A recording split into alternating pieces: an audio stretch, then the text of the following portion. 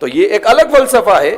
جو لوگ اللہ کی معرفت حاصل کریں اور اللہ کے قریب پہنچ جاتے ہیں تو کہتے ہیں کہ مجنون کی دنیا ہی الگ ہوا کرتی ہے، تو اسے وہ چیز پسند ہوتی ہے جو اپنے جس سے اس کو عشق اور محبت ہے اس تک رسائی کے لیے آسانی پیدا کرتی ہو، وہ چیز اسے پسند ہوتی ہے. بہرحال تو اللہ کی کتاب جو ہے، یہ کتاب کیا ہے؟ لِتُخْرِجَ النَّاسَ مِنَ الظُّلُمَاتِ إِلَى النُّورِ، تاکہ اے محمد عربی صلی اللہ علیہ وسلم آپ لوگوں کو تاریکیوں سے نکال کر، کون سی تاریکیوں سے نکال کر؟ زندگی کے ہر مرحلے میں، ہر جگہ پر، ہر وقت انسان جس طرح کی پریشانیوں سے دوچار ہو سکتا ہے ان تمام کے تمام ظلمتوں سے نکال کر تم اسلام کے نور کی طرف ان کو لے آؤ. اس لیے ہم نے اللہ کی کتاب کو نازل کیا. اسی لیے امام حسن بصری کے سلسلے میں لکھا ہے امام عبد الرحمن الجوزی نے کہ حسن بصری فرماتے تھے انما انزل القرآن للعمل، کہ قرآن کریم کو اللہ نے نازل کیا عمل کے لیے. ولیکن جعل الناس التلاوۃ عملا، مگر لوگوں نے اس کی تلاوت ہی کو عمل سمجھ لیا. کہ تلاوت تو عمل تک پہنچنے کا ایک ذریعہ ہے، ورنہ تلاوت مقصود نہیں ہے، وہاں تک پہنچنا ہے. اصل مقصد کیا ہونا چاہیے؟ کہ قرآن کریم کا مقصد انسان اس کی تلاوت کرے، صرف تلاوت کے لیے تلاوت نہ کرے بلکہ اسے سمجھ کر اس پر عمل کرنے کے لیے تلاوت کرے. اسی لیے حکیم الامت مجدد ملت حضرت تھانوی رحمۃ اللہ علیہ سے کسی نے سوال کیا اور کہا حضرت میں بہت پریشان ہوں.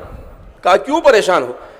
کہا میں قرآن پڑھنا چاہتا ہوں مگر قرآن کی تلاوت میں میرا دل نہیں لگتا ہے. تو آپ بتائیے کہ قرآن کی تلاوت میں میرا دل کیسے لگے؟ تو آپ نے بڑا پیارا جواب دیا. حکیم الامت ایسے ہی تو نہیں کہا گیا تھا انہیں. تو آپ نے کہا کہ جب تم قرآن کریم کی تلاوت کرو تو قرآن کی تلاوت کے وقت یہ تصور کرو کہ اللہ سے تم ہم کلام ہو رہے ہو، تم اللہ سے بات کر رہے ہو. جب یہ تصور تمہارے دماغ کے اندر میں آئے گا تو تمہیں قرآن کے پڑھنے میں لذت محسوس ہوگی. پھر آگے آپ نے عجیب بات فرمائی. آپ نے کہا کہ قرآن کو پڑھو تو اس وقت یہ نیت کرو کہ اے اللہ میں تجھے راضی کرنے کے لیے قرآن کو پڑھ رہا ہوں، اور قرآن کریم کو ایسا پڑھو جیسا وہ نازل کیا گیا، یعنی تجوید کے ساتھ اس کی تلاوت کرو اور اللہ کی رضامندی کی نیت کرو، اور یہ تصور کرو کہ اللہ سے میں ہم کلام ہو رہا ہوں. کہا اس کے بعد بھی اگر لذت محسوس نہ ہو تو اس کا مطلب یہ ہے کہ آپ کسی بہت بڑے گناہ میں مبتلا ہے اور وہ گناہ تم سے اس لذت کو چھین چکا ہے. اسی لیے حکیم اختر صاحب فرمایا کرتے تھے کہ گناہ یہ انسان کی زندگی سے عبادت اور تلاوت کی لذت کو کھینچ لیتا ہے. پھر انسان تلاوت کرتا ہے مگر اس کو تلاوت میں مزہ نہیں آتا ہے. وہ سبق یاد کرتا ہے، طالب علم ہے مگر وہ زبردستی سبق یاد کرتا ہے. وہ قرآن دور پڑھتا ہے، یعنی دن میں کئی پارے پڑھ لیتا ہے، مگر کیوں؟